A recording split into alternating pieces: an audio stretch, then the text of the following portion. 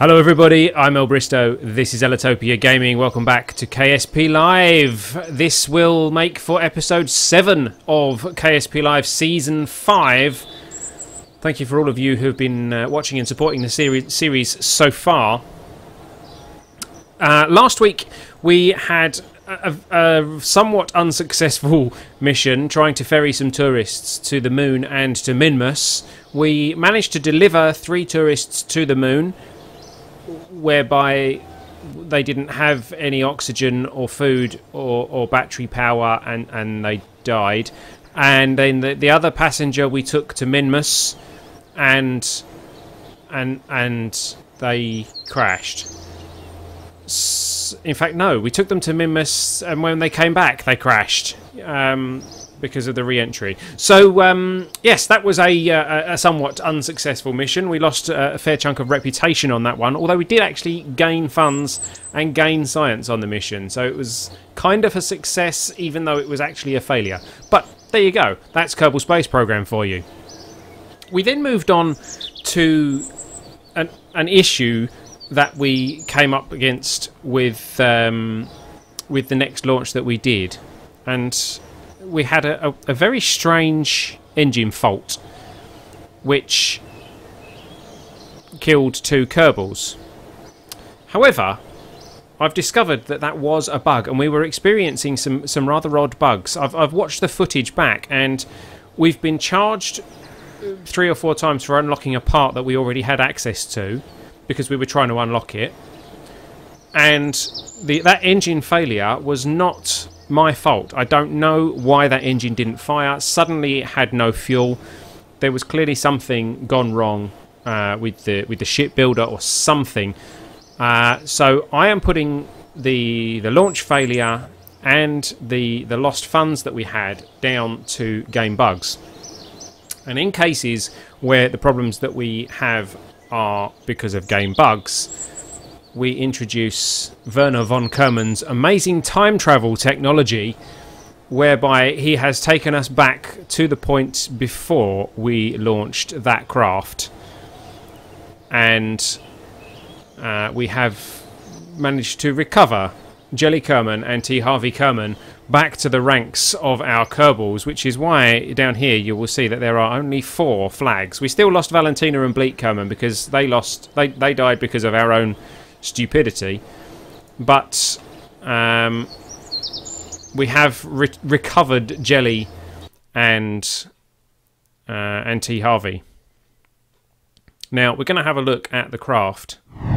So this is the Excalibur that we tried to launch last week and failed. This crashed quite horribly, and it crashed because one of the engines in the first stage didn't fire, and it suggested that it didn't have any fuel. But that's ridiculous, because all of these engines have fuel. So something clearly went wrong. Now, these engines here were the ones that failed, I think. But they are all attached correctly, and they all have fuel, which is why we activated Werner Von Kerman's time travel device and brought back the Kerbals that we lost and the funds that we lost, because it wasn't our fault. It wasn't our fault. It was a game-breaking bug. Yes, suggestion from the chat from Ming that maybe we should launch it with launch clamps. Fire the engines first, and then fire the launch clamps, so that we can see that all of those engines are firing. Here we are on the launch pad with the Excalibur, which did not launch last week, despite what you might have seen in the highlights of the YouTube stream. Werner Von Kerman very cleverly placed a time marker prior to the launch and activated his time machine to take us back to the point before the craft crashed. So Harvey and Jelly Kerman are now launching the Excalibur for the first time. We're going to put the SAS on. We're going to put the throttle to 100%. No, we're not. We're going to put the throttle to 0. And we are going to activate the engines and then put the throttle up just a little bit and see if these engines all fire. I can't get quite under them. There we go. So, engines are active. 1, 2, 3, 4, 5. They are all firing. All 5 engines are firing. So, I've never had to launch like this before with the engines already active, but here we go. We are going to fire these engines and then let go with the launch clamps, and hopefully this time this thing will actually take off and go in the direction that we want it to, which is up. Here we go. In 3, 2, 1, go. We are away. We are going up. We are going where we want to be going. We are heading back to the Mun.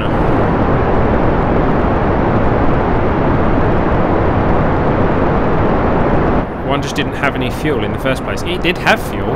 The fuel was in the tank because I checked the build. It just didn't connect to the fuel or something.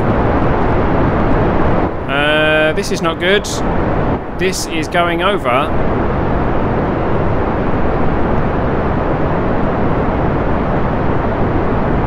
Because we didn't fit any wings on this thing. Can we recover it? Can we hold it together?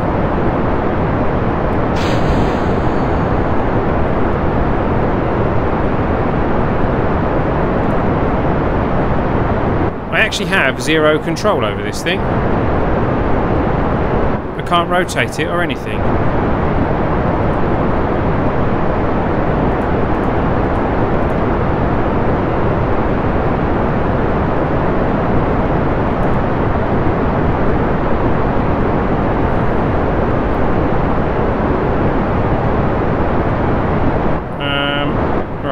Cutting engines. We are aborting. Firing everything that's got parachutes on it.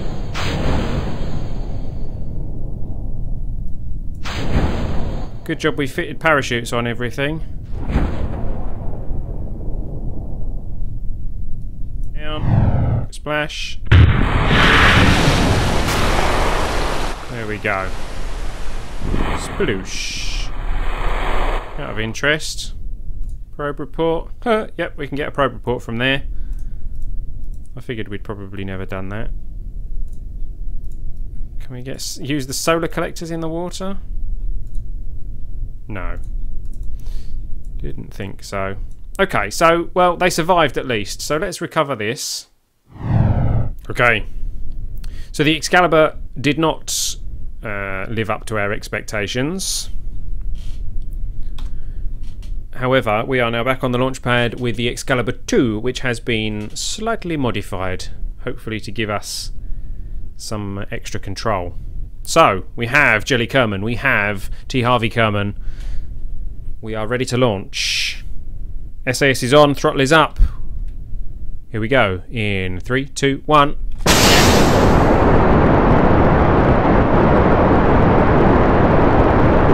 We are away. We are going up. We are accelerating fast. I'm going to turn the engine down a little bit. Let's get us up to about 2,000 metres, I think, before we start our turn. Not liking this too much, actually.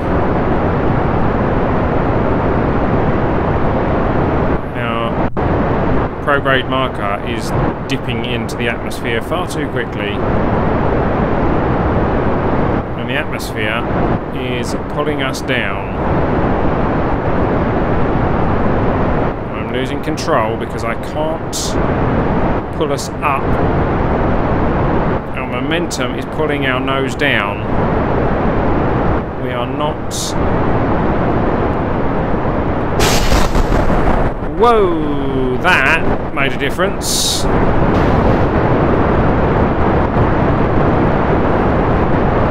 We shouldn't be using those engines at this stage, though, I don't think.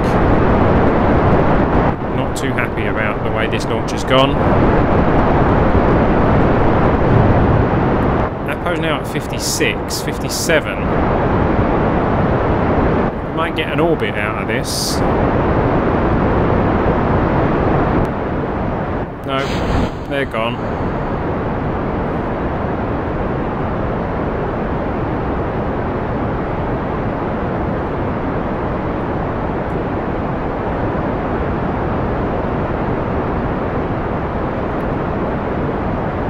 We're not even going to get an orbit, are we?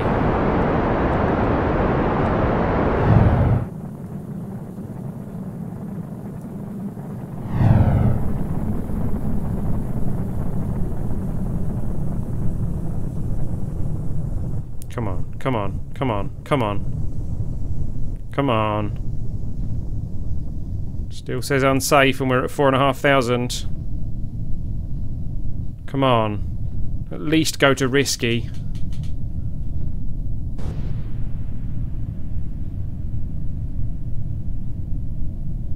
Risky, there's risky. They've gone kind of a greeny yellow. It's safe.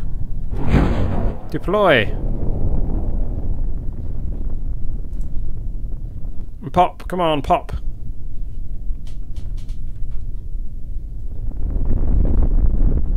Ooh.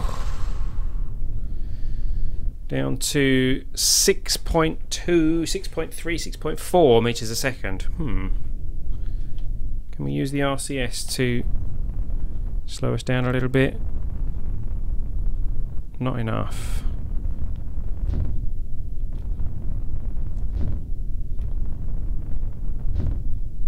Do you like the sound effects on the RCS?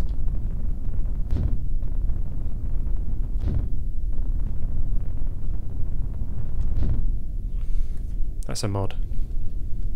5.6, 5.5.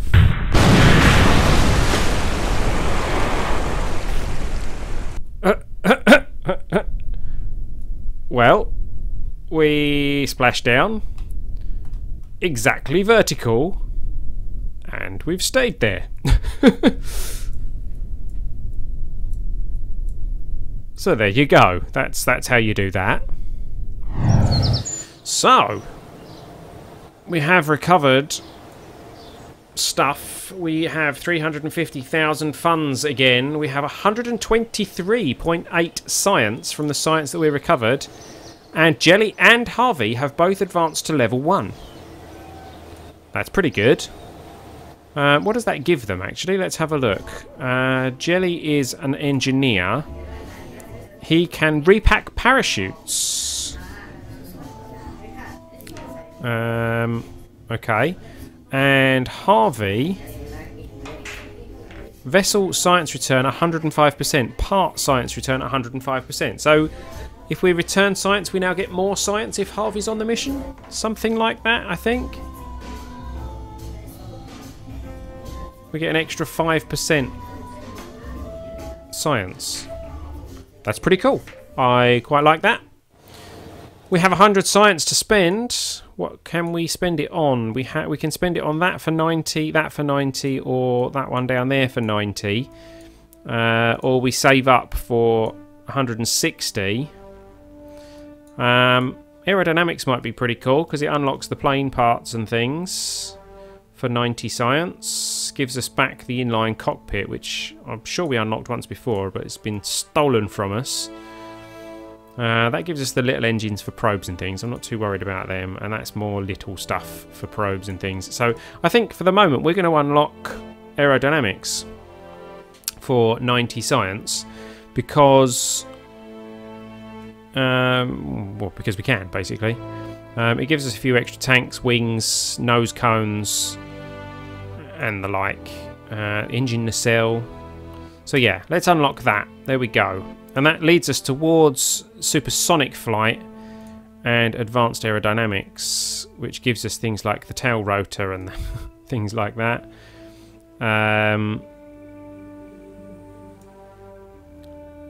Crew cabin. Yeah, so that'll be fun. Mark II nose cap. Okay. Some interesting cockpits there in supersonic flight. So yes, that's all to come.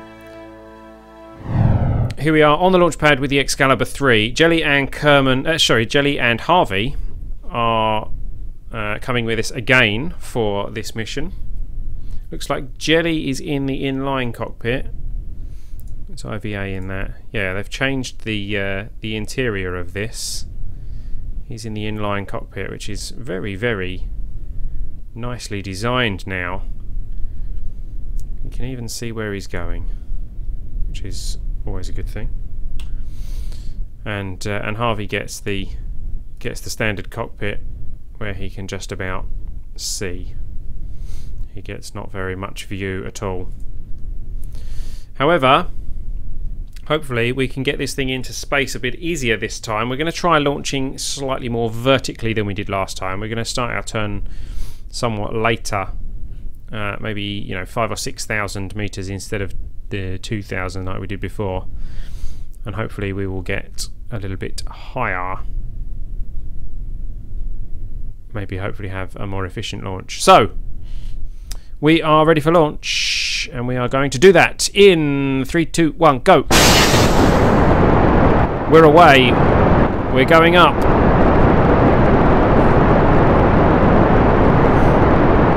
We've got to be careful when we destage that these 3 engines down the side here don't give us big issues, which they could easily do.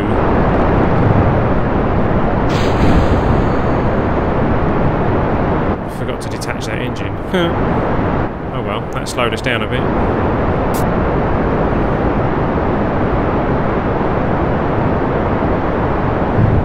We're at 75. Let's get that up to 80 or so.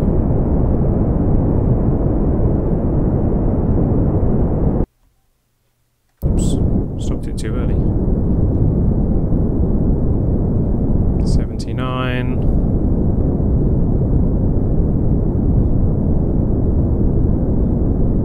There is 80. Stars just starting to appear as we cut the engines. And we shall drift to the Apo, where we will attempt to circularize this orbit out. And we are now leaving the atmosphere. There we go.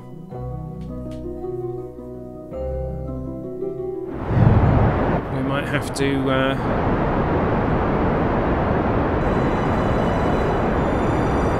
switch to the other engine before it gets us into orbit.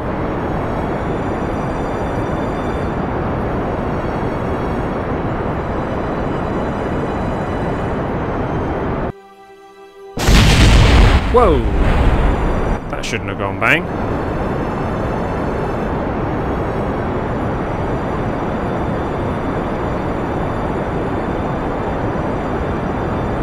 Come on, get us into orbit before we go into the atmosphere.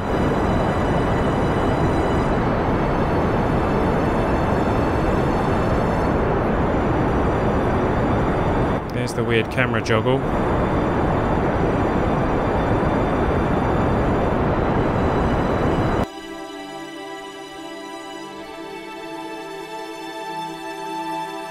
Right, our Perry is not...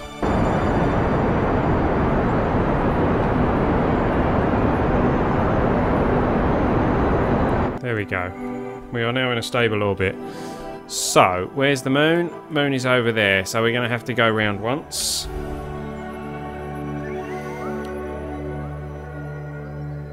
I don't know if we are actually going to get to the moon, but we shall find out. We only have to get to orbit. Stage is recovered. Let's clear those.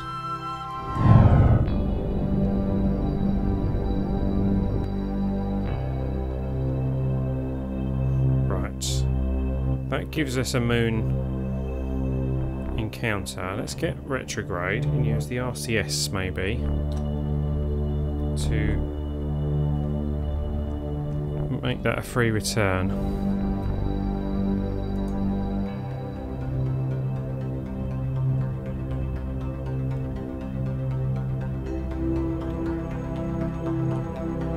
There we go, 49. So there we go, we've got a free return at the moment. Although we actually have to get in orbit, don't we? Oh well. Thought. See, that is high above the moon. Let's try this, shall we? Let's see if we open this. Oh, we're not going to be able to do the mystery goo, are we? Not going to be able to transmit it. Yeah, we can't transmit it.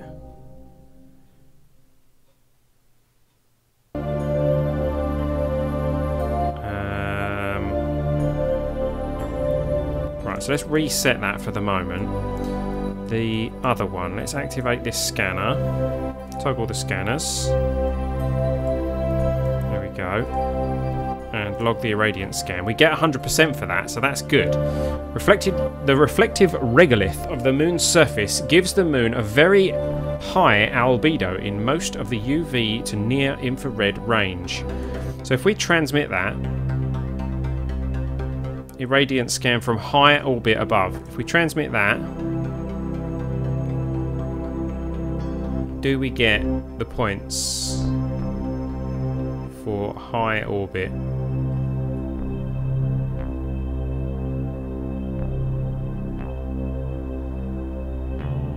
Yes, so even though we're not in orbit, we do still get the points. Okay, so that's good to know. Doesn't make much difference now because we're already en route to the moon. Sorry, we're already passing the moon. Oh, mind you, what's the other one that we needed high? No, they're both low. They're both low, so we do have to go for a low orbit. Right, so let's get ourselves to Perry. And get ourselves retrograde. And get this thing in an orbit. Tight on fuel. Really tight on fuel.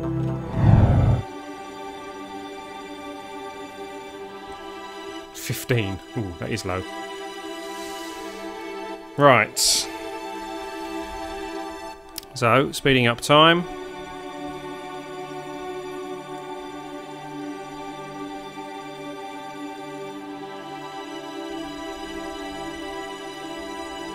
And we are near the moon.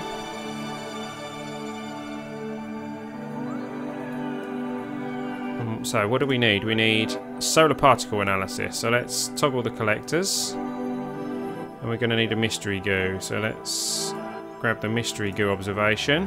Pretty sure we've already done this one. No? Okay. We could potentially get some science if we transmitted it now, but let's keep the data on that one.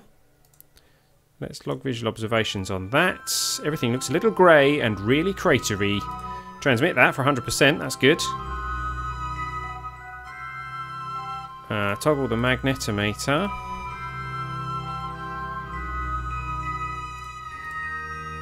Log the magnetometer. No, okay, toggle that back in. Log the irradiance scan. Only suitable from high orbit, okay. Barometer. Got that one already, and the temperature we're going to already have as well, aren't we? Yeah. Crew report. Yeah. Probe report. Yeah. Okay, so it's just the solar particles. Collect for 24 or 4.8 if we transmit. And collect.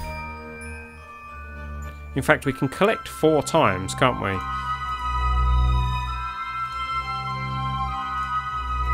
So the 4th one I'm going to transmit.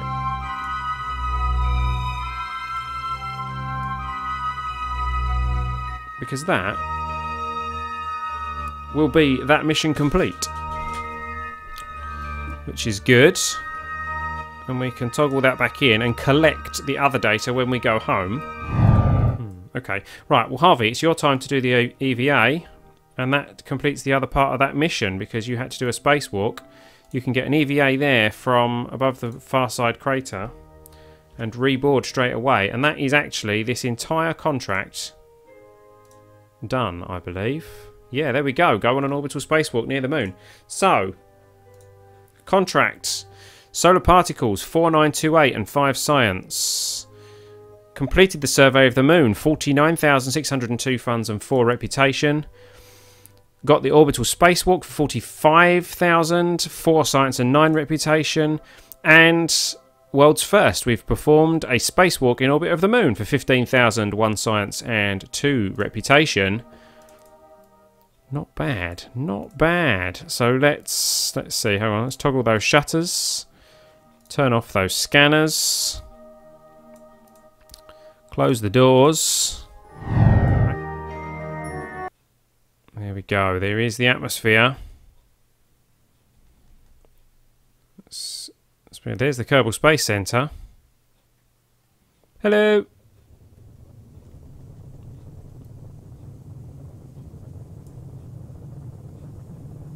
I'm going way too fast, though.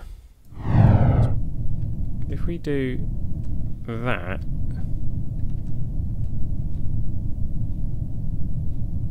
we're dropping quite quickly, but if I do that,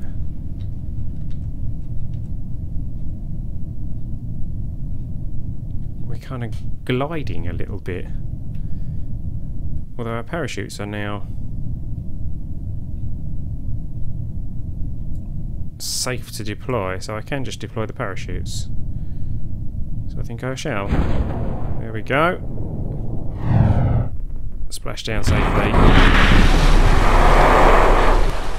We have splashed down safely. Thank goodness. Well, there we go. We have brought Jelly and Harvey back safely. Let's turn that RCS off now. We can't do anything because we've got no battery power or anything. We safely got to the moon. We collected the science that we needed, and we have got home safely. So it is time to recover this vessel and see the spoils of our endeavour. 417,000 funds, 175 science, and 234 reputation. Jelly and Harvey gained 3 XP each on this mission. 417. So we started this episode with 404. We had one crash, which cost us. We've launched 2 full missions, and we've ended up with 417. So we have made a profit today, but we have also got a load of science, so we can spend that science as well. 175 would be one of these on the 160 tier. So we've got advanced electronics, which gives us the extendable solar panels, which might be a good idea. And whatever that is, a water purifier. Interesting. Carbon extractor, electron container. Can be used to split water into waste and oxygen. It can support up to 8 Kerbals. Make sure not to use all the water as it makes the Kerbals angry. Okay. So yeah, I think the mobile processing lab is probably what we want, but that also gives us the habitation module, the ladders, planetary habitat, so we can start looking at a planetary colony, and it gives us all these weird big containers and things. The Mark II mobile processing lab. So yeah, I think that's definitely the way we should be going. So I'm going to research that. There we go. And maybe that will give us something interesting to do in orbit. So that will be for next week's stream. So thank you for watching, guys. If you are not yet one of our Patreon subscribers, or have not yet offered a stream tip, and you would like to do so, then you can do so at streamtip.com/t/ellbristow or patreon.com/ellitopia. Links for those will be in the description of the YouTube highlights. We thank you for any support that you can offer. It all helps to to support it now that our YouTube channel, is completely advert free, as you will probably have noticed by the introduction of this video. Again, if you're watching this on the YouTube highlights. If you're watching this live, thank you for watching, everybody. Don't forget to hit the subscribe button if you haven't done so already, so you get notifications next time we go live here on YouTube Live. And that's about it. So thank you for watching. I've been Ellbristow, this has been Ellitopia Gaming, this has been KSP Live. Don't forget to support the indies, and I will see you next time. See you later, guys. Sci-fi, there we go. John Carter, a Civil War veteran, is transported to Barsoom. Find a princess and other strange creatures. That's a 2012 sci-fi. I don't remember seeing that one.